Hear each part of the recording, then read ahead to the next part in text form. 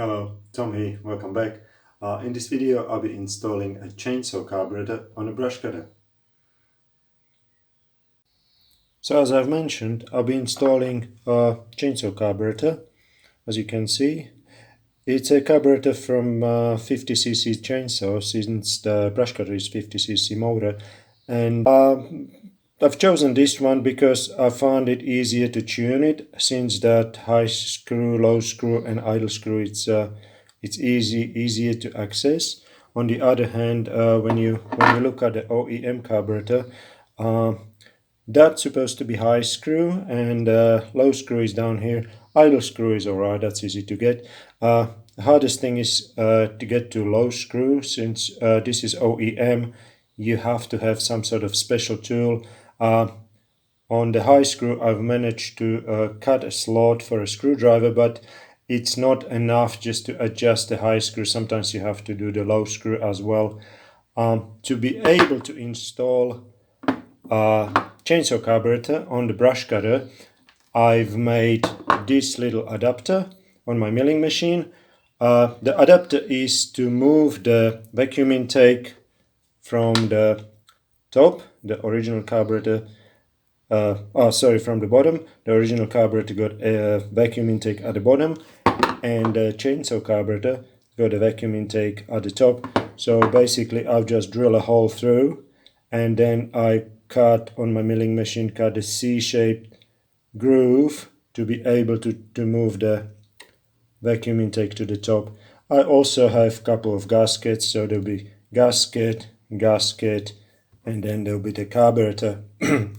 Another thing I've made is a couple of studs, since I find it easier to install everything having two studs instead of bolts. So I can use the original bolt, but then I have to line everything up together and then try to line up the holes as well. With the studs, it's easiest. We just put like one thing on top of the other one, and so on and so on.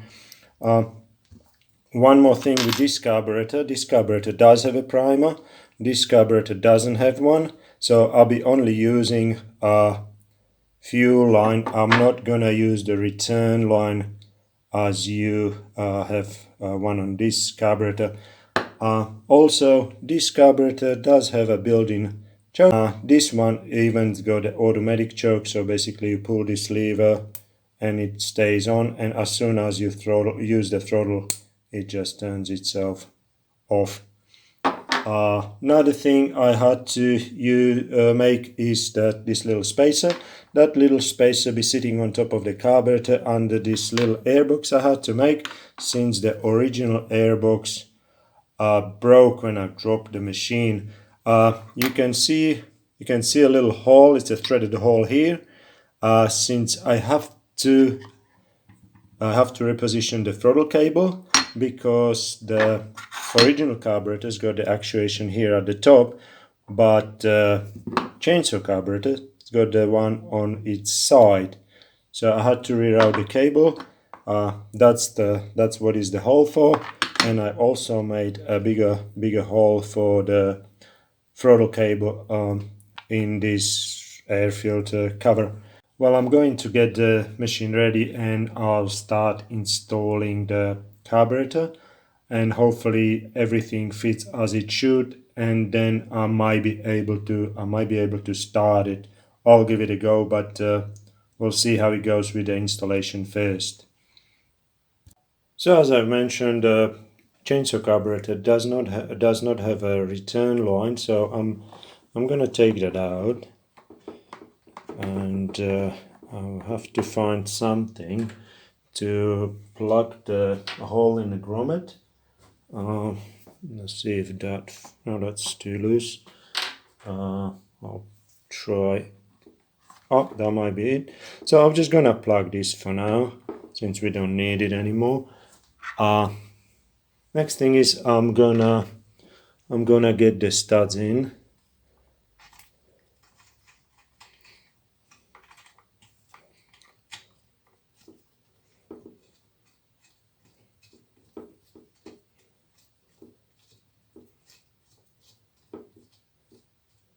Okay, that's another one.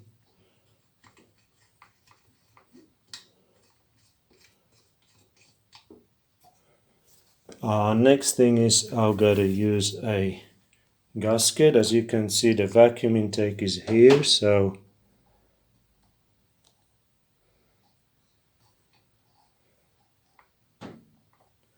that should, one way or the other. We're not sure which way is better way. Oh, well, that might work just fine. Then next thing is I'm going to put the adapter in. That's the adapter. And gasket that should have the little hole up at the top, since the chainsaw carburetor does have the vacuum intake here at the top. So I'll put the carburetor in. As you can see, when you have the studs, it's much easier to install everything. Another thing I have is this little gasket, so I'll put that. I'm not sure which way will be better. Let's try that, see if I can put it in. Maybe I might turn it the other way.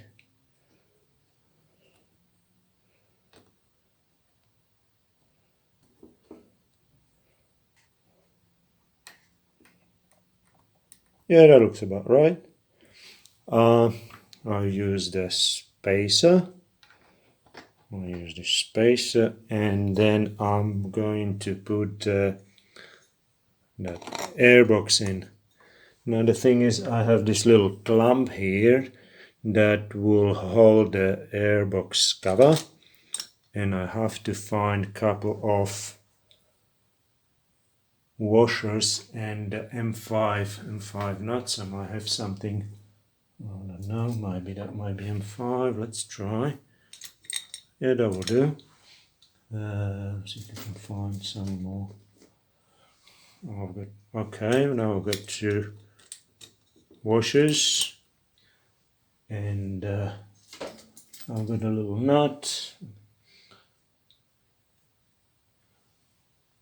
I've got another one here. Okay, that will do. This little clamp holds the airbox cover, so that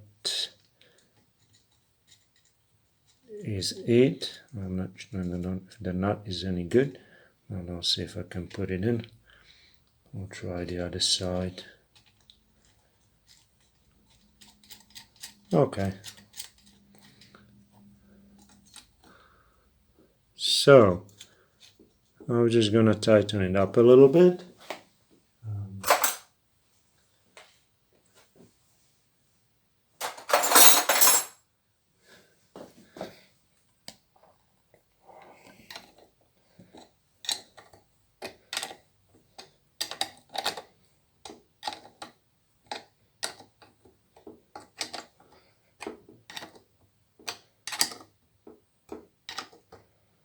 Yeah, that should do.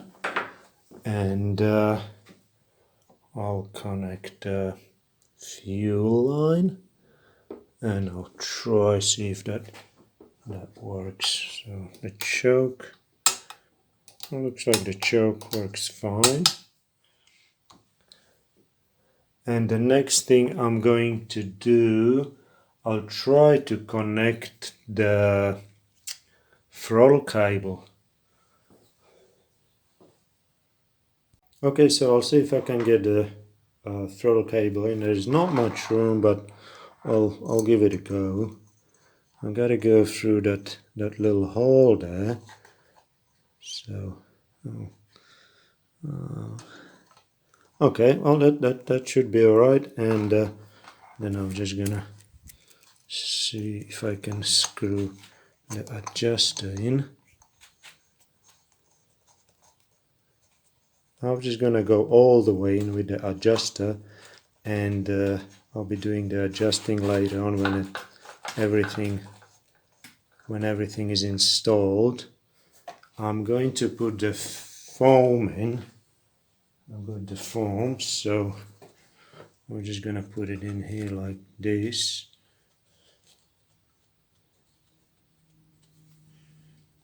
As you can as you can see, it fits quite well. And I'm going to put the air filter cover on now. Okay, so I've put the air filter cover on the throttle cable. I also have the kill switch cables that I have to connect. I'll just put the cover on first, see if the bolt will line up. And then I'll give it a try.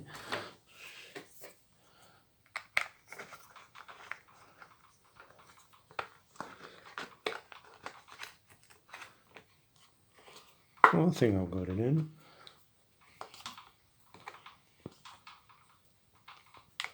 So that is the cover, and also I'm going to connect the kill switch cable. I got it here somewhere. Should be the red one and red one, and the black one with the black one. There you go. So that's the kill switch. I've also made a little bracket to keep the throttle cable nice and tidy, and I'm gonna attach it to this bolt.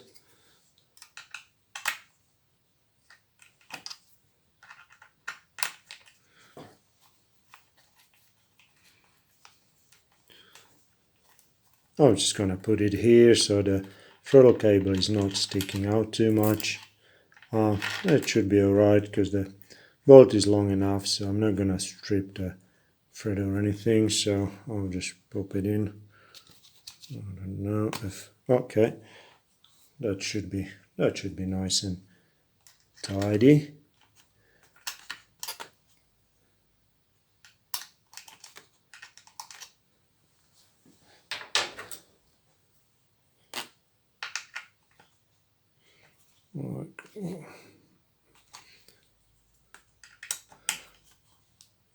That'll do. I'm just gonna squeeze it up a little bit so it's not popping out. That should be fine. And I'll try the throttle. I don't know if you can see it. You should be able to see it. So it is moving. But I'll just check the adjustment bolt.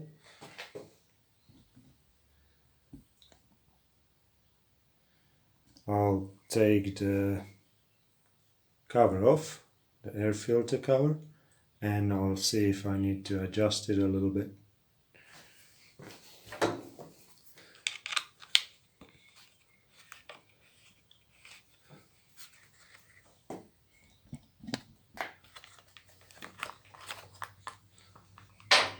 You don't want to have too much play, because then the throttle is not responding as it should. So I'll just get this off and I'll take the foam out, and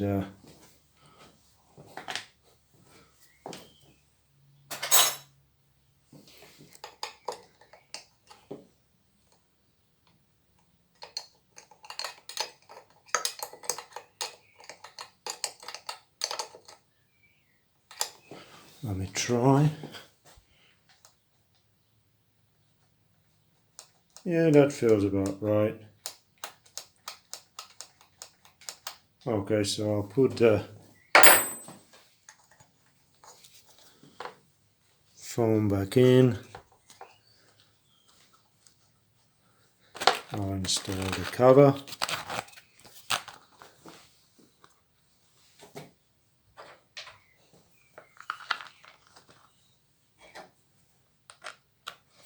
And the next thing will be to get some fuel and see how it works.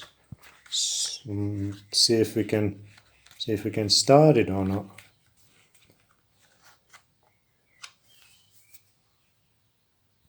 So I just put some fuel in it, and I'm gonna pull the cord a couple of times with ignition off just to get the fuel into the carburetor.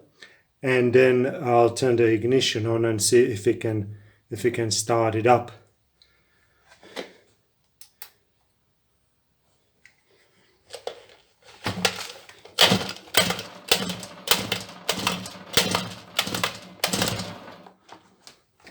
As you can see, the fuel is coming in already.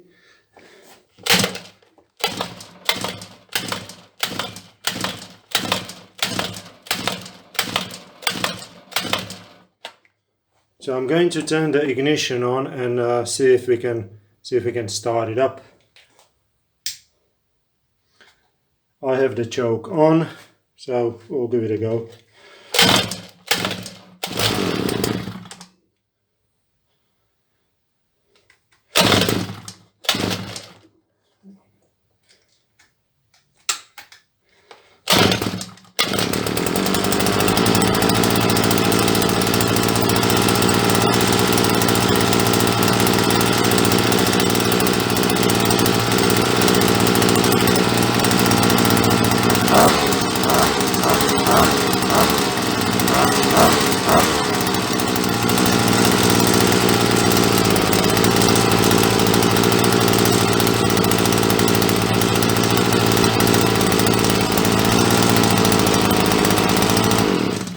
So as you can see, machine starts and runs with the new carburetor. All there is left is to do just a bit of fine tuning.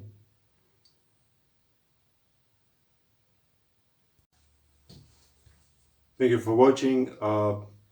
Please write comments and subscribe if you wish, and I'll see you in the next video.